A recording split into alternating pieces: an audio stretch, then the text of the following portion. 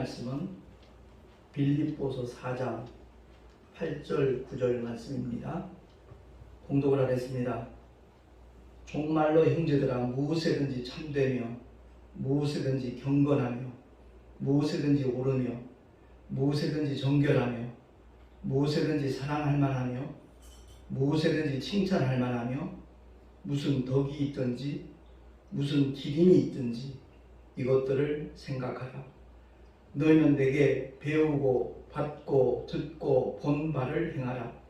그리하면 평강의 하나님이 너희와 함께 계시리라. 아멘. 기도하겠습니다. 하나님 아버지 은혜를 감사합니다. 오늘도 주의 생명의 말씀을 다시 한번 상고할 수 있는 복된 시간 주심을 감사합니다. 참된 지도자를 찾아보기 힘든 이 시대에 우리가 어떠한 삶을 영위해야 될 것인가 깨닫게 하시고 결단하게 하시고 그대로 실행할 수 있는 하나님의 능력으로 충만케 하여 주시옵소서. 우리 구주 예수 그리스도 이름으로 감사하며 기도하옵나이다. 아멘. 스승의 날 즈음에서 설문조사에 의하면 현직 교사들 중에 80%가 이직을 하고 싶다라는 통계가 나왔다는 겁니다. 그만큼 교권이 무너지고 또 선생님들의 위상이 추락한 결과이기도 하지만 스승을 대하는 학생들의 그 자세, 마음가짐 거기에도 큰 문제가 있지 않겠나 이런 생각을 갖게 됩니다.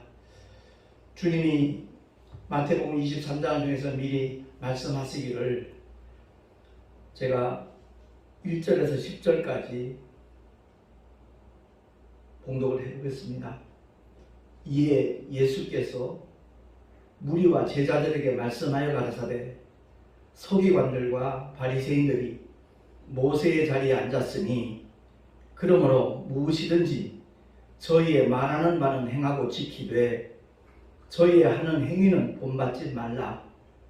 저희는 말만 하고 행치 아니하며 또 무거운 짐을 묶어 사람의 어깨에 지우되 자기는 이것을 한 손가락으로도 움직이려 하지 아니하며 저희 모든 행위를 사람에게 보이고자 하여 하나니 곧 그 차는 경문을 넓게 하며 옷수를 크게 하고 잔치의 상석과 회당의 상좌와 시장에서 문안받는 것과 사람에게 랍비라 칭함을 받는 것을 좋아하느니라. 그러나 너희는 랍비라 칭함을 받지 말라.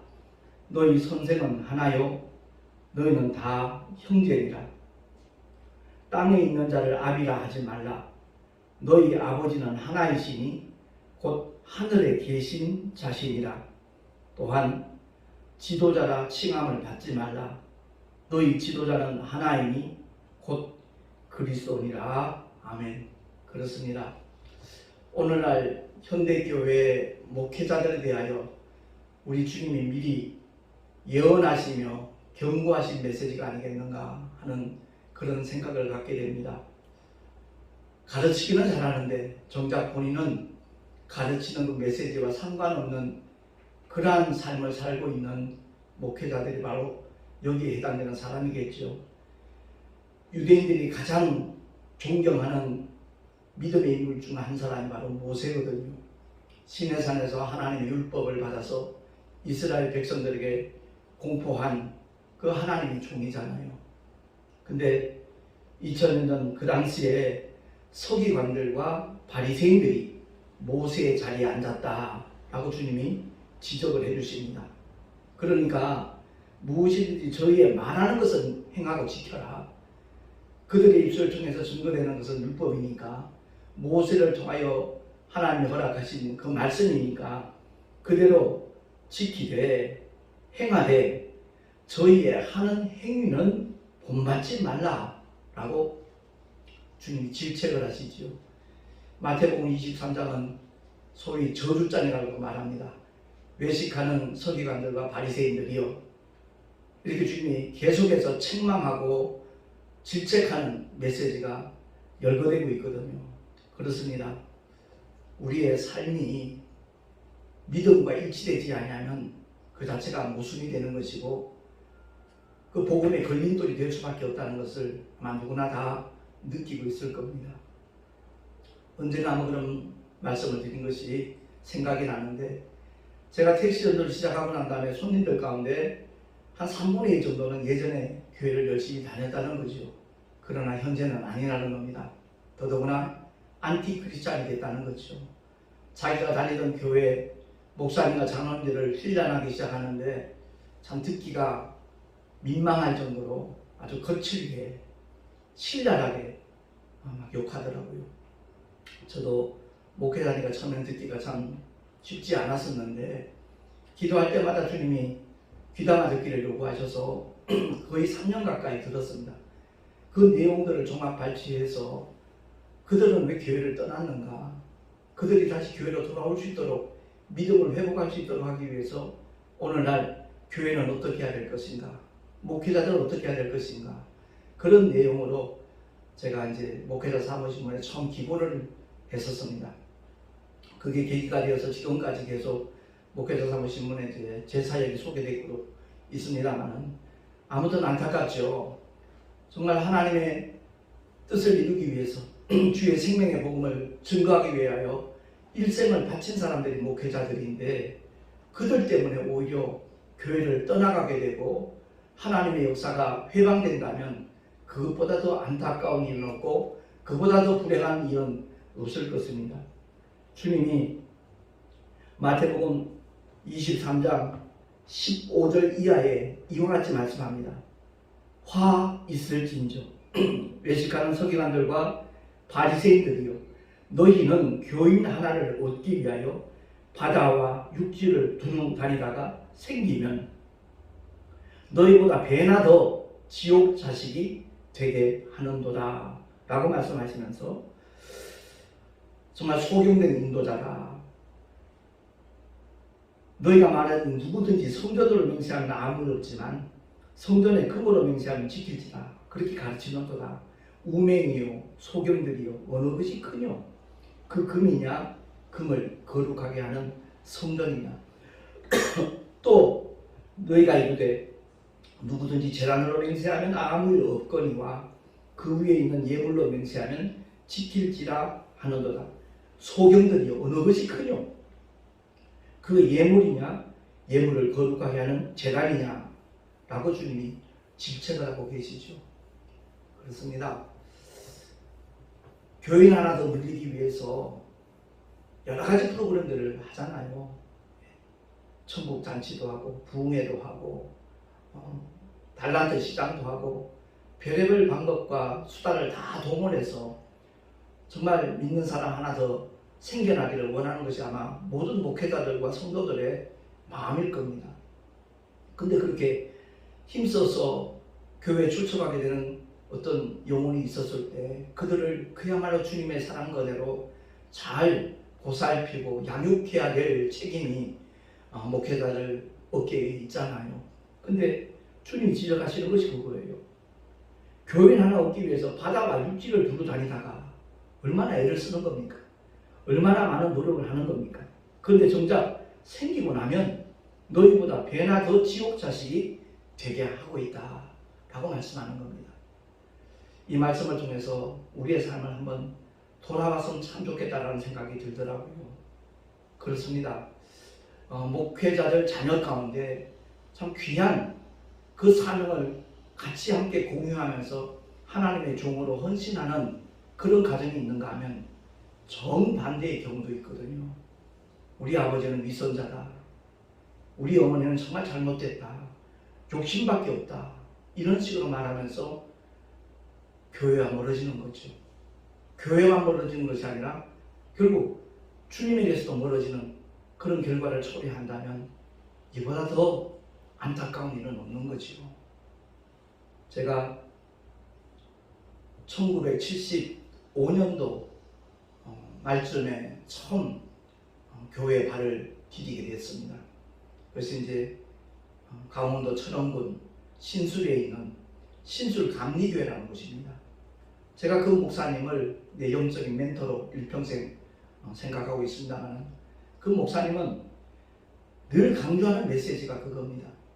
따로 국밥이 맛있다 그러지만 신앙과 생활이 따로 국밥 되면 안 된다. 그러면 한국교회 망한다.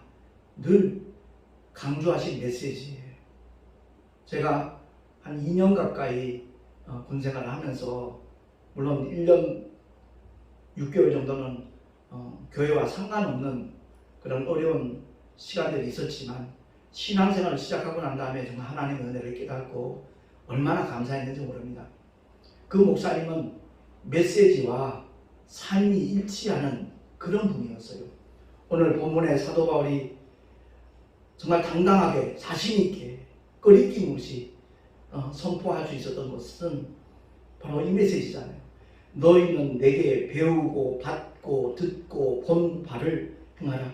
그리하면 평강의 하나님이 너희와 함께 계시리라. 그렇습니다. 하나님의 말씀을 전하는 것으로 끝나는 것이 아니라 그 삶이 그 목사님의 그대로 적용되는 모습이 보여졌기 때문에 그 당시 군생활하던 사병들 가운데 17명 가까이 주의 종이 됐거든요. 그 목사님이 난 한 번도 목사가 되라, 시작을 해라 권한 적 한 번도 없습니다. 다만 그 목사님의 삶 자체가 모든 사병들이 볼 때, 또한 모든 성도들이 볼 때 그야말로 주님을 닮은 모습이다 라고 느꼈기 때문에 감동을 받았어. 어느 시대나 어느 때나 어느 장소나 저와 같은 목사님은 더 필요하지 않겠는가 하는 마음이 심령 속에서 불일듯 일어나니까 저 역시도 그래서 그 당시에 하나님 앞에 주의 종이 되겠노라고 서원을 했거든요. 아는 것 아무것도 없지만, 아무런 경험도 없었지만 정말 순수한 마음으로 주님 앞에 고백을 했고, 지금 현재 하나님의 종으로 이렇게 쓰임받고 있는 것, 주님의 크신 은혜라는 것을 고백하지 않을 수가 없는 겁니다. 제가 그렇게 될 수 있었던 것은 앞서가는 목사님이, 선배 믿음의 사람이 그와 같은 삶을 보였기 때문에 성령 하나님의 감동을 따라서 신학을 공부하고 개척을 하고 목회를 하는 그런 결과가 나타날 수 있었던 거죠. 제가 그 당시 군생활할 때 3개월 고참면 군대 용어로 그럽니다. 하나님 다음이라고 그러죠. 김형태 병장, 정준호 병장, 그 두 분이 저보다 이제 석 달 고참이었어요. 정말 무섭고 어려운 상대여야 됩니다. 그런데 제가 교회에 발을 디디면서부터 그분들은 친형제 이상으로 정말 고륙과 같은 그런 사랑을 베풀어 줬거든요. 물론 지금 현재 김형태 병장님은 모스크바 선교사로 가신 지 20년 이상 된 걸로 알고 있습니다. 언제 기회가 되면 참 만나봤으면 좋겠다 간절한 마음이 있습니다만, 정준호 목사님 역시도 지금 어디 지역에서 목회를 하고 있죠. 그와 같은 하나님의 역사가 나타나게 된 것은 주님의 말씀과 동행하는 믿음의 종이었기 때문에 그 리승수 목사님을 통해서 그와 같은 하나님의 역사가 진행이 되었다는 것을 너무나 잘 알고 있습니다. 그 목사님이 신술 감리교회에 부임하게 된 그 과정을 보면 정말 우리의 마음을 얼마나 뜨겁게 만드는지 모릅니다. 그건 다름이 아니라 신술 감리교회에 오시기 한 5, 6년 전에 연무대 제1감리교회에 파송을 받은 거죠. 감리교단은 감리사에서 이렇게 파송제도거든요. 그래서 파송을 받고 짐을 바리바리 싸고 화물차 2대로 이렇게 이삿짐을 싣고 연무대까지 가셨습니다. 근데 도착을 하고 난 다음에 도착할 무렵이 그 저녁 무렵이에요. 한 오후 한 5시 해가 질 무렵에 도착을 했는데 그 교회 장로님들과 권사님, 집사님들이 가로막는 겁니다. 짐 풀지 마십시오. 저희는 목사님을 옳지 않습니다. 이유인 줄도 단 하나입니다. 식구가 많다는 거죠. 7 식구를 어떻게 우리 교회에서 그 부양을 책임질 수 있겠는가, 그 생각이 아마 앞섰던 모양입니다. 목사님 사모님 외에 5 자매가 있으니까, 자녀들이 있으니까 그것 때문에 거부한 겁니다. 그 목사님께서 그 현장에서 감리사님에게 전화를 드린 거지요. 감리사님 지시한 대로 이렇게 연무대에 도착을 했는데 여기 재직들이 거부를 하고 있습니다. 짐을 풀지 못하게 하고 있으니까 어떻게 하면 좋겠습니까? 여쭙지요.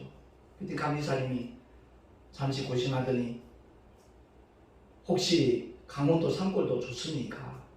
라고 물으시답니다. 예, 어디든 좋습니다. 아골골짜기라도 가겠습니다. 라고 답변을 하신 거죠. 그래서 연무대에서 강원도 철원군 신수리까지 그 당시 한 7시간 가까이 걸렸다 그래요. 그 화물차 2대 이제 가족들이 몸을 싣고 저녁 시간에 출발했으니까 새벽 1~2시에 아마 도착을 한 모양이에요. 가는데 보니까 뭐 3사단 사단 마크가 백골이잖아요. 해골 그림이 있고 뼈다귀가 2개 이렇게 밑에 받쳐져 있는 그 군부대 표지판을 봤을 때는 아마 그 목사님 심정에 정말 그랬었을 것 같아요. 정말 아골골짜기구나 이런 마음이 드셨겠죠. 5 자녀와 함께 목사님과 사모님이 신술감리교회 짐을 풀었는데 할머니 5분이 계시더래요. 할머니 권사님 집사님들이 정말 연세 많으신 노인들만 있고 젊은 사람은 한 명도 없었다는 거죠. 물론 어떤 생활 대책도 없는 거죠. 고작 해야 성미 정도 이렇게 드릴 수 있는 그런 형편이었으니까. 그럼에도 불구하고 그 목사님 가족들은 그곳에 이제 짐을 풀고 목사님 사모님 직접 그 교회 앞마당에 텃밭을 갖고 가지고 채소 같은 것을 직접 이렇게 자급자족하는 그런 삶이 시작된 겁니다. 근데 하나님의 놀라운 역사가 그 목사님 가정을 통해서 나타나는 거죠. 어떤 상황 속에서도 불평하지 아니하고 오히려 감사하는 마음으로 하나님의 인도하심을 간절히 사모했던 그 목사님 가정이었기에 신술감리교회라는 정말 열악한 지역에 도착했어도 하나님 앞에 감사의 예배를 드리고 이제 목회가 시작된 거지요. 그 목사님 메시지가 많은 사람들의 마음을 움직이기 시작한 겁니다. 그래서 불과 5년이 채 못 돼가지고 교회를 다시 더 건축을 해야 할 만큼 부흥이 된 거죠. 그 즈음에 제가 신술감리교회에 발을 디디게 됐던 겁니다.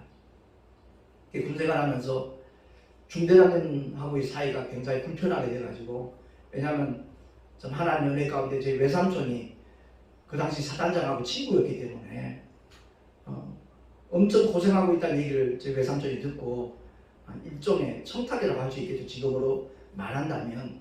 그래서 통신지원대 OP에서 밑에 박스카까지 한 6개월 동안 제가 양동이 2개, 하나는 밥을 담고 하나는 국을 담고 하루에 3차례 오르락내리락 하는 정말 엄청난 고생을 하는 그런 시기였습니다. 그러다가 그 사단장하고 이제 연결이 돼가지고 갑자기 특명이 내려진 거예요.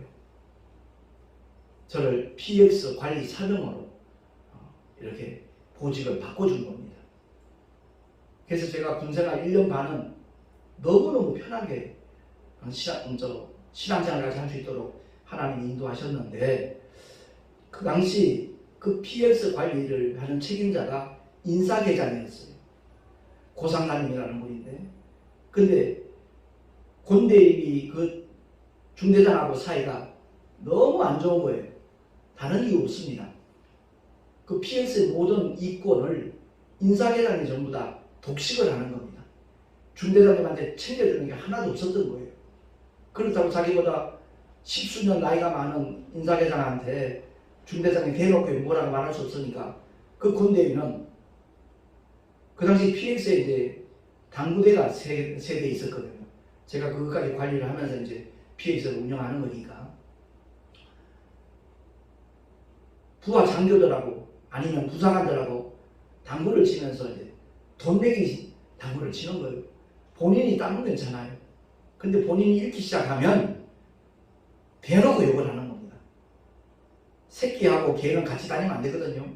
개 욕을 하면서 저를 가리키는 겁니다. 저놈 때문에 재수가 없어서 당구가 안 된다는 식으로 인격적인 그런 모독을 하는 겁니다. 대놓고 모멸감을 그냥 퍼붓는 겁니다. 그래서 제가 군대에서 보장되는 게 종교의 자유잖아요. 그래서 제가 선택한 것이 교회를 가야겠다. 주일만이라도 저 중대장하고 마주치는 일이 없어야 되겠다. 라는 생각을 가지고 그 당시 이제 김행태 상병과 정준호 상병 그 두 분 고참에게 그 얘기를 한 거예요. 저도 혹시 교회 따라가도 되겠습니까? 그랬더니 정말이냐고 그러면서 그냥 나를 부둥켜 안는 거예요. 잘 생각했다고. 그때부터 제가 신앙생활 아닌 신앙생활이 시작된 거죠. 중대장 얼굴을 피하려고 선택한 임시 도피처가 내 영혼의 영원한 피난처가 된 것입니다. 그러니까 신술감리교회 가보니까 민간인들로 거의 다 자리를 꽉 차지하고 있는데 성가대 보니까 정말 아리따운 아가씨들이 성가대원으로 또 섬기고 있더라고요. 그래서 제가 원래 노래를 좋아하고 음악을 잘하는 편이니까 나도 성가대 좀 앉아서 같이 활동할 수 있겠냐 할 때 대환영을 하는 겁니다. 그래서 교회 나간 지 한 달도 안 돼가지고 성가대원으로 이렇게 동참하는 그런 은혜까지 경험을 했습니다. 그러다가 부흥회가 있었는데 그 부흥회 때 고린도후서 5장 17절 말씀을 통해서 제가 엄청난 은혜를 받고 눈물, 콧물, 침을 흘리면서 단 1분도 기도 못하던 사람이 2시간 동안 하나님 앞에 정말 자복하면서 통곡하면서 회개를 하고 났는데 그 이후에 내 마음은 전혀 다른 마음이었거든요. 이렇게 세상이 아름다울 수가, 이렇게 세상이 정말 행복할 수가 있을까 싶을 정도로. 그래서 제가 제대할 무렵에는 한 30명 정도 사병들을 인솔해서 주일날 교회에 갈 만큼 하나님이 역사를 해주셨습니다. 물론 그 권대위는 제가 교회 다니고 난 다음에 한 석 달도 채 되지 않아서 다른 데로 발령이 났고 보직이 내려졌고, 그리고 임승구 대위 그분이 이제 새로운 중대장으로 오신 거예요. 그 당시 집사님이었는데 알고 보니까 그분이 신술감리교회 서리 집사였던 겁니다. 그래서 그 중대장님이 신앙생활만큼은 헌법에서도 보장하고 있으니까 아무튼 열심히 전도해서 주일만큼은 예배드릴 수 있도록 내가 돕고 보장해 주겠다라고 하셔서 그와 같은 역사가 일어나게 됐던 겁니다. 그러고 난 다음에 제가 제대하고 난 다음에 한 2년 후에 들려온 얘기입니다. 그 신술감리교회 리승수 목사님이 그렇게 교회를 부흥시키고 새로 건축까지 했는데 떠나셨다는 거예요. 그 떠나실 때 있었던 사건이 참 우리의 마음을 아주 감동적으로 이렇게 만듭니다. 그건 다름이 아니라 공동회의를 이제 연말에 하지 않습니까? 내년도 예산에 대해서도 하지만 그 담임 목사님의 사례비, 생활비에 대해서 책정을 하거든요. 정확한 금액은 저는 모르겠습니다만 그 당시에 도회지의 웬만한 교회에서 사례비를 한 120 정도 받으면 좀 충분히 목사님의 삶이 보장될 만큼의 시대였거든요. 그때가 그러니까 79년도 한 80년도 초가 됐으니까 그 공동회의를 해서 그 목사님 사례비를 자그마치 120만 원 정도로 책정을 했다는 거예요. 그랬더니 목사님 하시는 말씀이 고맙습니다만 좀 더 인상을 해줘야 되겠습니다.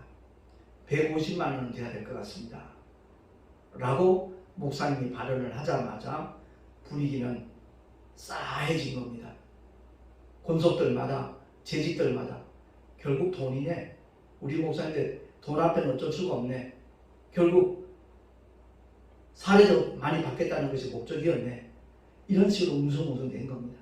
그럼에도 불구하고 목사님은 그것을 관철을 시킨 겁니다. 관철되고 난 다음에 그 다음 주일부터 예배에 참석하는 성도들의 그 표정과 그 모습은 딴판인 거죠. 목사님이 인사를 해도 새해 정말 아주 차갑게 냉담하는 그런 모습들이었고, 설교를 해도 그들은 교회가 떠나갈 정도로 아멘 아멘 하던 분들이 그 아멘 소리가 완전히 반감된 거죠. 한 2달이 지났습니다. 새해 2월달 마지막 주일 예배인가? 예배를 마치고 나면 광고 시간에 목사님이 그런 말을 꺼낸 겁니다. 사랑하는 성도 여러분, 이제는 헤어질 때가 된 것 같습니다. 성도들이 깜짝 놀랐겠죠.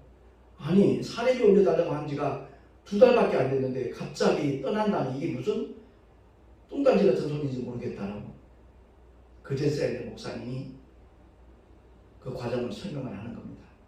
사실 작년 성탄절 몇 주 전에 영무대 제 감리교회 장로님들과 권속들이 우리 교회까지 찾아오셨습니다.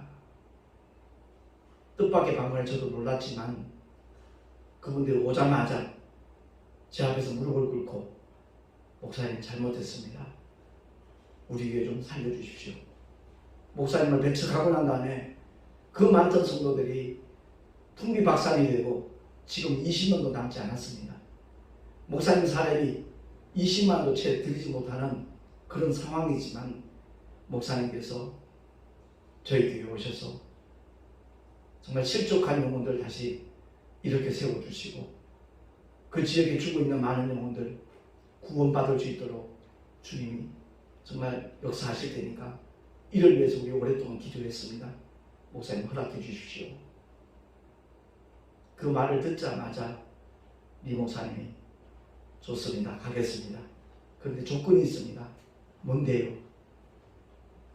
여기 후임자를 정말 제대로 이 교회를 잘 이끌어갈 수 있는 그 역량 있는 목사님을 후임자로 모셔야 되기 때문에 이를 위해서는 이 지역이 강원도처럼 신술이고 다른 건 몰라도 그 정도 역량 있는 목사님이 오시려면 자녀들이 대학 다니거나 정말 어느 정도 성장한 최상 고등학교 다니는 그런 자녀들 둔 목사님이 연령대가 돼야 될 테니까 그러면 생활비와 학비만큼은 완전히 보장이 되어야 제대로 후임자를 모실 수 있을 것 같다. 그러니까 한 2, 3개월 정도의 어떤 말미를 주면 좋겠다라고 말씀하니까 물론이지요. 목사님 오신다면 언제든 기다리겠습니다. 그러고 이제 그 장로님들과 재직들이 이제 돌아가셨다는 거예요. 그래서 지난 공동 회의 때 사례비만큼은 충분히 책정이 돼야 되겠다는 생각에서 제가 구직을 한 겁니다. 잠시나마 오해를 할 수 있도록 제가 그렇게 저신해서 죄송합니다. 그러니까 뭐 여기저기서 흐느끼는 소리가 나오는 거죠. 잠깐이지만 목사님을 오해했고 그 목사님을 너무 차갑게 대했던 자신들의 행동이 얼마나 경솔했던가 얼마나 불손했던가 그것 때문에 눈물바다가 되었다는 얘기를 제가 전해 들었습니다. 참으로 믿음과 삶이 일치되는 목회자 찾아보기 힘든 그런 시대에 저는 그 목사님을 정말 내 목회의 멘토로 삼고 4년 전에 소천하셨다는 얘기를 전해 듣고 마음이 너무 아팠습니다. 찾아뵙지도 못했는데 또 그 아들 목사님이 리규상 목사님이신데 의정부에 부활교회인가? 교회 이름을 내가 정확하게 기억을 못합니다만은 거기서 목회를 잘하고 있습니다. 물론 연무대로 가서 또 교회를 더 크게 증축을 하고 그리고 일동으로 가서 일동 감리교회 역시도 그 목사님을 통해서 하나님이 교회를 아름답게 건축을 하고 그리고 그 목사님이 은퇴하신 후에 일동 감리교회도 자기 아들 목사님을 후임자로 세운 것이 아니라 후배 목사님 저는 상관없는 역량 있는 목사님이 그 교회를 섬길 수 있도록 길을 열어주고 그 목사님 은퇴를 하신 거죠.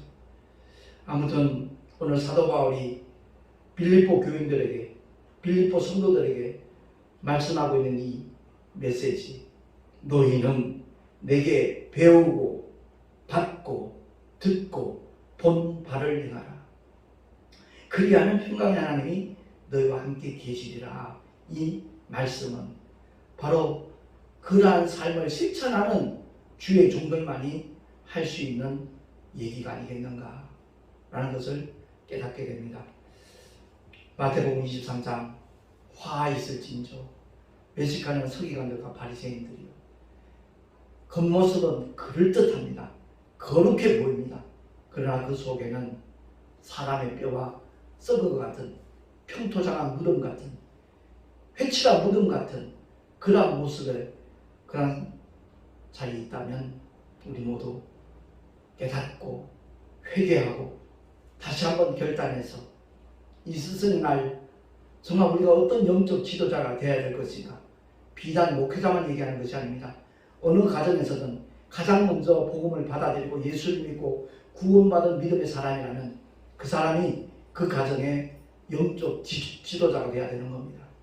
아무쪼록 오늘 스승의 날 다시 한번 우리의 삶을 돌아보면서 앞으로 우리가 행할 길이 어떠해야 될 것인가, 어느 방향으로 나아가야 될 것인가, 우리 모두 결단하여서 그날에 주님 앞에 인정받고 칭찬받고 환영받고 멸류관 받았을 수 있는 하나님의 사람들이 될 수 있기를 예수 이름으로 축원합니다.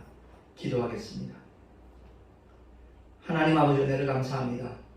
오늘도 주신 생명의 말씀, 진리의 말씀 우리의 신비에 새기게 하시고 그 말씀과 함께하는 아름다운 삶이 날마다 주님 나라 들어가는 그 순간까지 펼쳐지게 하여 주시옵소서. 예배를 드리며 귀한 예물 드린 손길들 일일이 주님 축복해 주시고 하나님의 영광을 위하여 아름답게 쓰임받게 하여 주시옵소서. 삶의 터전에서 날마다 주님이 함께 하시는 믿음의 증거들이 기사와 이적과 축복으로 나타나게 하여 주시옵소서. 이제는 우리 구주 예수 그리스도의 크신 은혜와 하나님 아버지의 놀라우신 사랑하심과 보혜사 성령 하나님의 내주교통하시가 인도하시니 오늘 주의 말씀대로 정말 배우고 받고 듣고 본대로 해나가는 그 사도 바울의 권면처럼 그렇게 말할 수 있는 자리에 나아가리라 결단한 하나님의 사람들 머리 위에 그 가정과 자녀들과 삶의 터전 위에 또한 주께서 피로 값주고 세우신 주님의 모든 교회를 위해 지금으로부터 영원토록 함께 있을지어다. 아멘.